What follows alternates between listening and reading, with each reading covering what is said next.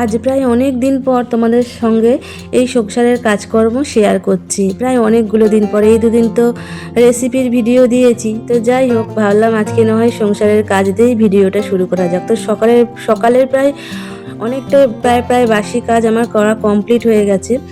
আর জলখাবারও খাওয়া কমপ্লিট, বাজার থেকে ঘুরে আসাও কমপ্লিট। তো এখন এবার সংসারের কাজ করছি। বর তো বেরিয়ে গেছে খাওয়া দাওয়া করে। আজকে না জলখাবারে বানিয়েছিলাম ওই মুগ কড়াই সেদ্ধ, সবুজ মুগ কড়াইগুলো হয় না, ওই সব একসাথে প্রেশার কুকারে দিয়ে নিয়ে আলু, তারপর মুগ কড়াই, একটু আদা গ্রেট করে দিয়েছিলাম, কাঁচা লঙ্কা, একটু টমেটো, তারপরে নুন, হলুদ, কাঁচা সর্ষের তেল, গোটা জিরে ফোড়নও দিয়েছিলাম, তার সাথে 2-4টে ছড়ি আর জিরে গুঁড়ো দিয়েছিলাম। দিয়ে সর্বস্ব দিয়ে নিয়ে, মানে সব রকম প্রতিদিনের যে মশলা হয় সেগুলো সব দিয়ে নিয়ে প্রেশার কুকারে 2-3টে সিটি দিয়ে নিয়েছিলাম। তারপরে আর কি একদম তরকারির মতো খেতে লাগে, খুব ভালো লাগে খেতে, জানো তো। কখনো তোমরা করে খেয়ে দেখো, খুব ভালো লাগে। যদি একটু ধনেপাতা দেওয়া যায় তো আরও ভালো হয়। তো আমি নিরামিষই করেছিলাম। তারপরে ওপর থেকে পেঁয়াজ কুচি দিয়ে নিয়ে মুড়ির সাথে খেতে খুব ভালো লাগে। তোমরা কখনো পারলে করে খেয়ে দেখো, খুব ভালো হয় খেতে। তো যাই হোক, দেখো কথা বলতে বলতে আমি ঝাড় দিয়ে নিচ্ছি ঘরটা। খাটের তলাটা না আমি প্রায় প্রত্যেক দিনই ঝাড় দিই, কারণ মনে হয় যেন প্রত্যেক দিন ঝাড় দিতেও যেন মনে হয় কত যে ধুলো তার নেই ঠিক ঠিকানা।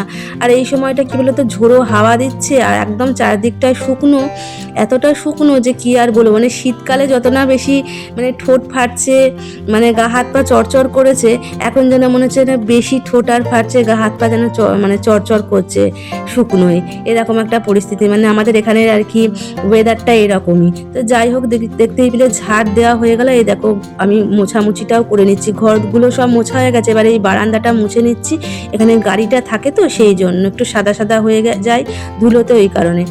তো এইবার ওই পাপোশগুলো একটু দিয়ে দিলাম।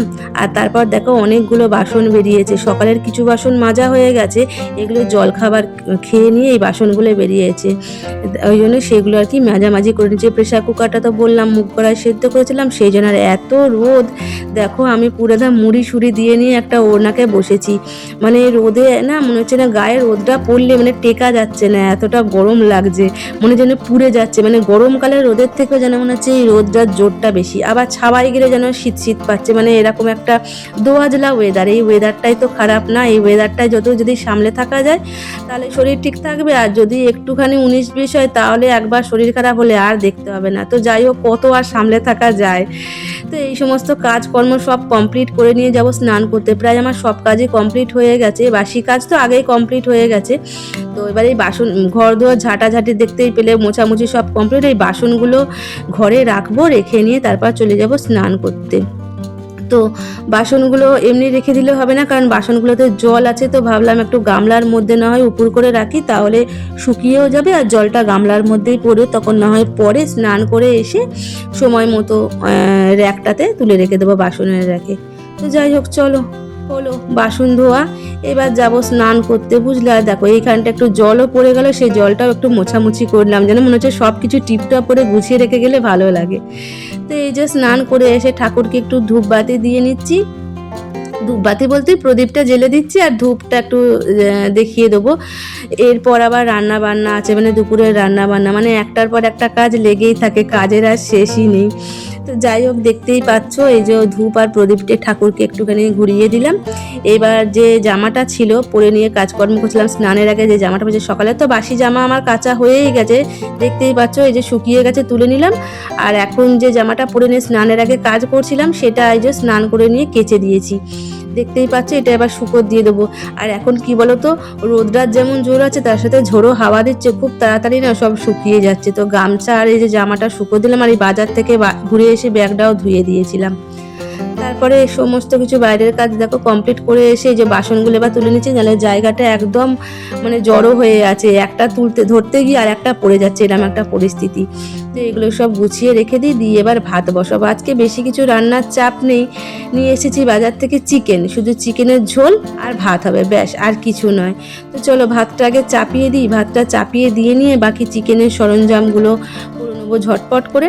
আর চিকেন হতে তো বেশিক্ষণ সময় লাগে না খুব একটা, সেই জন্য ঝটপট করে হয়ে যাবে। তো ভাতটা চাপিয়ে নিয়েই এগুলো সমস্ত কিছু চিকেনের সব রেডি করব। তো এই দেখো, তার আগে তোমাদের একটা জিনিস দেখাই। দেখো, আজ অনেক দিন পর না দেখো কুল পেয়েছি।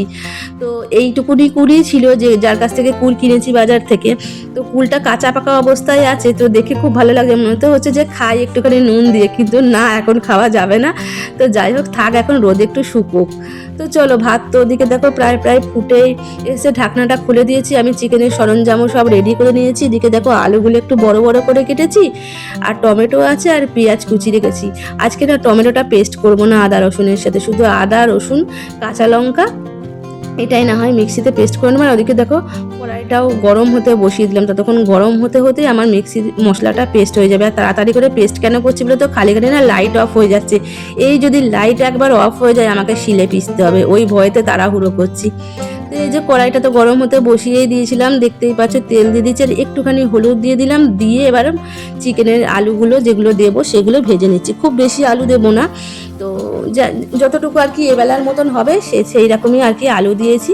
চিকেনের না ঝোলের থেকে মানে চিকেনের থেকে আলু আর ঝোলটা খেতেই বেশি ভালো লাগে। তো সেই কারণে দেখো, আলুগুলো সব ভাজা হয়ে গেলে যে তুলে রেখে দিচ্ছি। আজকে না চিকেন রান্নাটা তোমাদের সঙ্গে শেয়ার করবো না, কারণ আমি চিকেনের রান্না এই চ্যানেলে অনেকবার দিয়েছি, চাইলে গিয়ে তোমরা দেখতে পারো। তো যাই হোক, আলুগুলো দেখো তুলে নিলাম হালকা বাদামি করে ভেজে, একটু গোটা গরম মশলা দিলাম, আর এই যে একটা তেজপাতা, আর তারপরে দিয়ে দিলাম হচ্ছে ফোড়নটা একটু ভেজে নিয়ে টমেটো আর পেঁয়াজ কুচি, আর একটু নুন দিয়ে একটু মজতে দিই। আর তোমাদের তো চিকেনটাই দেখাতে ভুলে গেছি। এই দেখো, চিকেনটা ধুয়ে নিয়ে এসে রেখে দিয়েছিলাম স্নান করার আগেতেই। তো চলো, চিকেনটা কষতেও আর কি লাগিয়ে দিয়েছি, যেহেতু তোমাদের সঙ্গে বললাম চিকেন রান্নাটা শেয়ার করব না, সেই জন্য। তো এই যে মশলাগুলো সমস্ত কিছু কষে চিকেন দিয়ে আলু দিয়ে আবার একটু বেশ খানিকটা কষাকষি করব, মানে 50% মতো আর কি সেদ্ধ হবে কষতেই। তো এই যে মিক্সি ধোয়া জলটা একটু দিয়েই কষতে শুরু করব। তারপরে তোমাদের চিকেন রান্নাটা একদম শেষে না হয় দেখাবো, ঠিক আছে? তো যাই হোক, থাক, এখন হতে থাক, তোমাদের শেষে একদম চিকেন রান্নাটা দেখাচ্ছি। ভাতও হয়ে গেছে না বাবু। তো এই যে দেখো, আমার চিকেন রান্না একদম রেডি। দেখতে মনে হচ্ছে না যেন একদম মাটনের ঝোলের মতন? তো যাই হোক, দেখেই লোভ লাগছে। চলো, এবার খাবার দাবারও খাবো। বর এসে গেছে, অনেকটা বেলা হয়ে গেছে, জানো তো। তো এই দেখো, আমার ভাত ও রান্না কমপ্লিট। এবার আর কি খাবার দাবার খাবো। তো আজকের ভিডিওটা সংসারের কাজকর্ম তোমাদের কীরকম লাগলো অবশ্যই কিন্তু কমেন্ট করে জানিও, আর ভালো লাগলে অবশ্যই লাইক কমেন্ট শেয়ার করে দিও। আর হ্যাঁ, চ্যানেলটা সাবস্ক্রাইব করতে কিন্তু ভুলো না। তো যাই হোক, সবাই খুব ভালো থেকো, সুস্থ থেকো। আজকে এই পর্যন্তই, সবাইকে টাটা।